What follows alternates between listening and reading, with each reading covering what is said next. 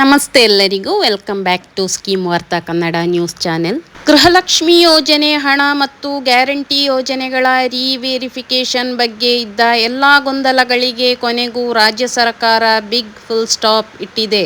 ಲಕ್ಷಾಂತರ ಮಹಿಳೆಯರಲ್ಲಿ ಇದ್ದ ಮತ್ತೆ ಹೊಸದಾಗಿ ಅರ್ಜಿ ಹಾಕಬೇಕಾ, ನಮ್ಮ ದುಡ್ಡು ನಿಂತು ಹೋಗುತ್ತಾ ಅನ್ನೋ ಆತಂಕಕ್ಕೆ ಸರ್ಕಾರ ಈಗ ಮಹತ್ವದ ಗುಡ್ ನ್ಯೂಸ್ ಒಂದನ್ನೇ ಕೊಟ್ಟಿದೆ.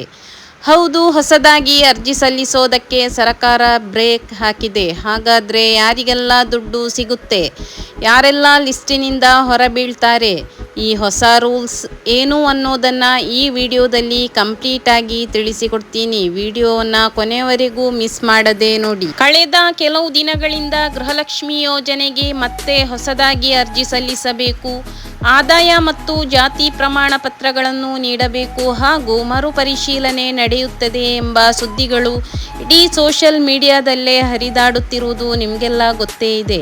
ಇದರಿಂದಾಗಿ ರಾಜ್ಯದ ತಾಯಂದಿರು ಸೈಬರ್ ಸೆಂಟರ್ ಹಾಗೂ ಗ್ರಾಮ ಒನ್ ಕೇಂದ್ರಗಳ ಮುಂದೆ ಕ್ಯೂ ನಿಲ್ಲಲು ಸಿದ್ಧರಾಗುತ್ತಿದ್ರು. ಆದರೆ ಈಗ ಸರ್ಕಾರದಿಂದ ಒಂದು ಭರ್ಜರಿ ರಿಲೀಫ್ ಸಿಕ್ಕಿದೆ.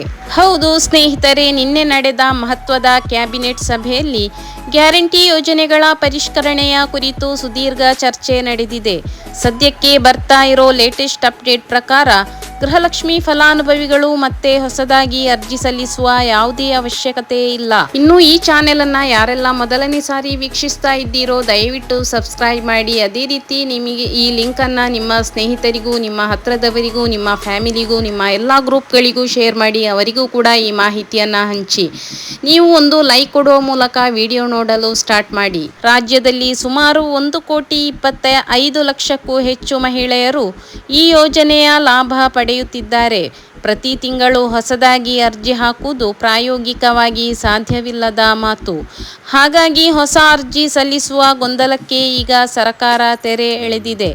ಇದು ಖಂಡಿತವಾಗಿಯೂ ಮಹಿಳೆಯರಿಗೆ ದೊಡ್ಡ ಸಮಾಧಾನವನ್ನ ತಂದಿದೆ. ರಾಜ್ಯ ಸರ್ಕಾರವು ಈ ಮಹತ್ವದ ಹೆಜ್ಜೆಯನ್ನ ಇಡ್ತಾ ಇರುವುದು ಕೇವಲ ಅನರ್ಹರನ್ನ ಪತ್ತೆ ಹಚ್ಚೋದಕ್ಕೆ ಮಾತ್ರ.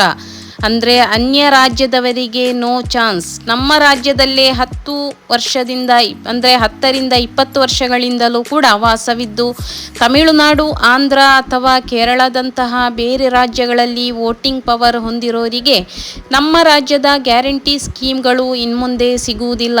ಕೇವಲ ಕರ್ನಾಟಕದ ಮತದಾರರಿಗೆ ಮಾತ್ರ ಈ ಯೋಜನೆಗಳು ಸೀಮಿತ.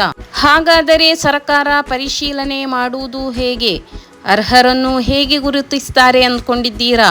ಅದಕ್ಕೂ ಸರ್ಕಾರ ಹೊಸ ಪ್ಲಾನ್ ಅನ್ನ ಮಾಡಿದೆ. ಇನ್ಮುಂದೆ ಅಧಿಕಾರಿಗಳೇ ನೇರವಾಗಿ ಮನೆ ಮನೆಗೆ ಬಂದು ವೆರಿಫಿಕೇಷನ್ ಮಾಡಲಿದ್ದಾರೆ.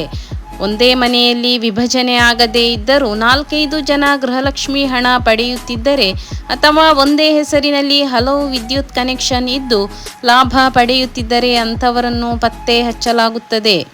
ಮುಖ್ಯವಾಗಿ ಸರ್ಕಾರ ಮೊದಲೇ ತಿಳಿಸಿದಂತೆ ಆದಾಯ ತೆರಿಗೆ ಪಾವತಿದಾರರು ಅಂದರೆ ಇನ್ಕಮ್ ಟ್ಯಾಕ್ಸ್ ಪೇಯರ್ಸ್, GST ಪಾವತಿದಾರರು, ಸರ್ಕಾರಿ ಉದ್ಯೋಗಿಗಳ ಕುಟುಂಬಗಳು, ಇಂತಹ ಆರ್ಥಿಕವಾಗಿ ಸಬಲರಾಗಿರುವಂತಹ ಅನರ್ಹರನ್ನು ಗುರುತಿಸಿ ಕೇವಲ ಬಡ ಹಾಗೂ ನಿಜವಾದ ಅರ್ಹ ಫಲಾನುಭವಿಗಳಿಗೆ ಮಾತ್ರ ಯೋಜನೆ ತಲುಪುವಂತೆ ಮಾಡಲು ಈ ಮನೆ ತಪಾಸಣೆ ನಡೆಸಲಾಗುತ್ತಿದೆ. ಸದ್ಯಕ್ಕಂತೂ ಹೊಸ ಅರ್ಜಿ ಸಲ್ಲಿಸುವ ಟೆನ್ಷನ್ ಯಾರಿಗೂ ಇಲ್ಲ. ಸರ್ಕಾರದ ಈ ಮನೆ ವೆರಿಫಿಕೇಷನ್ ನಿರ್ಧಾರದ ಬಗ್ಗೆ ನಿಮ್ಮ ಅಭಿಪ್ರಾಯವನ್ನು ಕೂಡ ನೀವು ಕಮೆಂಟ್ ಬಾಕ್ಸಲ್ಲಿ ತಿಳಿಸಬಹುದು. ಇದೇ ರೀತಿಯ ನಿಖರ ಮತ್ತು ಉಪಯುಕ್ತ ಸರ್ಕಾರಿ ಯೋಜನೆಗಳ ಮಾಹಿತಿಗಾಗಿ ನಮ್ಮ ಚಾನೆಲ್ನ ಲಿಂಕನ್ನು ನಿಮ್ಮಲ್ಲಿರುವಂತಹ ಎಲ್ಲ ಗ್ರೂಪ್ಗಳಿಗೂ ಕೂಡ ಶೇರ್ ಮಾಡಿ.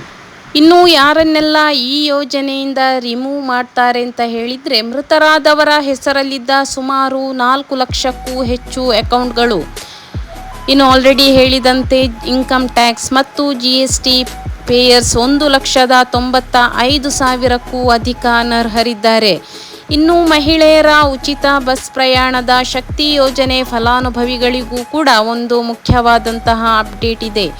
ಸಾರಿಗೆ ನಿಗಮಗಳ ಹಣ ಉಳಿತಾಯ ಮತ್ತು ನಿಖರ ಮಾಹಿತಿ ಶೀಘ್ರದಲ್ಲೇ ಸ್ಮಾರ್ಟ್ ಕಾರ್ಡ್ಗಳನ್ನು ಕೂಡ ವಿತರಣೆ ಮಾಡಲು ಸರ್ಕಾರ ಗಂಭೀರ ಅಧ್ಯಯನ ನಡೆಸುತ್ತಿದೆ.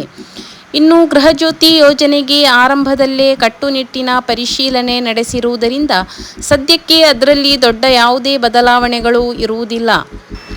ಅಧಿಕಾರಿಗಳು ಮನೆಗೆ ನೇರವಾಗಿ ನಿಮ್ಮ ದಾಖಲೆಗಳನ್ನು ಮರುಪರಿಶೀಲನೆ ನಡೆಸಲು ಚಿಂತನೆ ನಡೆಸಿದ್ದಾರೆ. ಒಂದು ವೇಳೆ ಆ ಟೈಮಲ್ಲಿ ಯಾವುದೇ ದಾಖಲೆಗಳು ಅಗತ್ಯ ಬಿದ್ದರೆ ನೀವು ಆನ್ಲೈನ್ ಮೂಲಕ ಕೆಲವೊಂದು ಪ್ರಮುಖ ದಾಖಲೆಗಳನ್ನು ಕೂಡ ಅಪ್ಡೇಟ್ ಮಾಡಲಿಕ್ಕೆ ಹೇಳ್ತಾರೆ. ಆ ದಾಖಲೆಗಳನ್ನು ಅಪ್ಡೇಟ್ ಮಾಡಿದರೆ ಸಾಕಾಗುತ್ತೆ. ಈ ಬಗ್ಗೆ ಅಧಿಕಾರಿಗಳಿಗೆ 1 ವಾರದ ಗಡುವು ಕೂಡ ನೀಡಲಾಗಿದ್ದು, ಮುಂದಿನ ಹಂತದಲ್ಲಿ ಕಂಪ್ಲೀಟ್ ರೂಪುರೇಷೆ ಹೊರಬೀಳಲಿದೆ. ಹೊಸ ಅರ್ಜಿ ಸಲ್ಲಿಕೆಗೆ ಯಾಕೆ ಬ್ರೇಕ್ ಬಿತ್ತು? ಸ್ನೇಹಿತರೆ, ಕರ್ನಾಟಕದಾದ್ಯಂತ ಹೊಸ ಅಪ್ಲಿಕೇಶನ್ ಹಾಕೋಕೆ ಹೋದರೆ ಸರ್ವರ್ ಡೌನ್ ಸಮಸ್ಯೆ, ಲೈನ್ ನಿಲ್ಲೋ ಕಷ್ಟ ಇದ್ದೇ ಇರುತ್ತೆ. ಇದೀಗ ಸಿಎಂ ಸಿದ್ದರಾಮಯ್ಯ ಅವರಿಗೆ ಒಂದು ಪ್ರಮುಖವಾದಂತಹ ಒಂದು ಪ್ರಶ್ನೆ ಎದುರಾಗಿದೆ. ನಿಜವಾಗಲೂ ಈ ಹೊಸ ಅಪ್ಲಿಕೇಶನ್ ಪ್ರಕ್ರಿಯೆ ಬೇಕಾ? ಯಾಕೆಂದರೆ ಮೊದಲಿನಿಂದ ಎಲ್ಲ ರೂಲ್ಸ್ ಚೇಂಜ್ ಮಾಡಿ ಹೊಸದಾಗಿ ಅಪ್ಲಿಕೇಶನ್ ತಗೊಂಡ್ರೆ ತುಂಬ ಸಮಯ ಮತ್ತು ಹಣ ವ್ಯರ್ಥವಾಗುತ್ತೆ. ಜೊತೆಗೆ ಈಗಾಗಲೇ ಬರಬೇಕಾಗಿರೋ 31ನೇ ಕಂತಿನ ಹಣ ಇನ್ನೂ ಜಮಾ ಆಗಿಲ್ಲ. ಹೊಸ ಪ್ರೊಸೆಸ್ ಶುರು ಮಾಡಿದರೆ ಬರುವ ಹಣಕ್ಕೂ ತೊಂದರೆ ಆಗುತ್ತೆ. ಹಾಗಾಗಿ ಸಾರ್ವಜನಿಕರು ಮತ್ತು ಹಲವು ನಾಯಕರು ಹೊಸ ಅಪ್ಲಿಕೇಶನ್ ಬೇಡ, ಅದರ ಬದಲು ಈಗ ಇರೋದ್ರಲ್ಲೇ ಪರಿಷ್ಕರಣೆ ಮಾಡಿ ಅನರ್ಹರನ್ನು ತೆಗೆದುಹಾಕಿ ಅರ್ಹರಿಗೆ ಯೋಜನೆಯನ್ನು ಮುಂದುವರಿಸಿ ಅಂತ ಸಿಎಂಗೆ ರಿಕ್ವೆಸ್ಟ್ ಮಾಡಿದ್ದಾರೆ. ಇದಕ್ಕೀಗ ಸಿಎಂ ಸಿದ್ದರಾಮಯ್ಯ ಅವರು 1 ವಾರದ ಕಾಲಾವಕಾಶ ನೀಡಿದ್ದಾರೆ. ಎಲ್ಲರ ಒಪಿನಿಯನ್ ತೆಗೆದುಕೊಂಡು ಮುಂದಿನ ವಾರ ಸರ್ಕಾರ ಅಂತಿಮ ನಿರ್ಧಾರ ಪ್ರಕಟಿಸಲಿದೆ. ಅಂದರೆ ಈಗ ಡಿ.ಕೆ. ಶಿವಕುಮಾರ್ ಅವರು ಸಿಎಂ ಆದ ನಂತರ ಹೊಸ ಪ್ರಮುಖವಾದ ಅಪ್ಡೇಟನ್ನು ಮಾಡಲಿಕ್ಕೆ ಹೋದರೂ ಕೂಡ ಜನರಿಗೂ ಕೂಡ ತುಂಬ ತೊಂದರೆ ಆಗುತ್ತೆ. ಇದರಲ್ಲಿ ಹಲವು ಊಹಾಪೋಹಗಳು ಕೂಡ ಒಳಗೊಂಡಿದ್ವು. ಇದರಲ್ಲಿ ಯಾವುದೇ ರೀತಿಯ ಸತ್ಯಾಂಶ ಇಲ್ಲ ಅಂತ ಕೂಡ ಸಿಎಂ ಡಿ.ಕೆ. ಶಿವಕುಮಾರ್ ಅವರು ಕೂಡ ತಿಳಿಸಿದರು. ನಾವು ಯಾರ ಹೆಸರನ್ನು ಕೂಡ ತೆಗೆದುಹಾಕುವಂತಹ ಯಾವುದೇ ಯೋಚನೆಯನ್ನು ಮಾಡಿಲ್ಲ. ಯಾರು ಅನರ್ಹರಿದ್ದಾರೆ ಅಂದರೆ ಯಾರು ಮೃತಪಟ್ಟಿದ್ದಾರೆ ಅಂಥವರ ಹೆಸರನ್ನು ಮಾತ್ರ ಡಿಲೀಟ್ ಮಾಡುವಂತಹ ಪ್ರಕ್ರಿಯೆಗಳು ನಡೆಯುವಂಥದ್ದು ಅಂತ ಕೂಡ ಸ್ಪಷ್ಟವಾಗಿ ತಿಳಿಸಿದ್ದಾರೆ.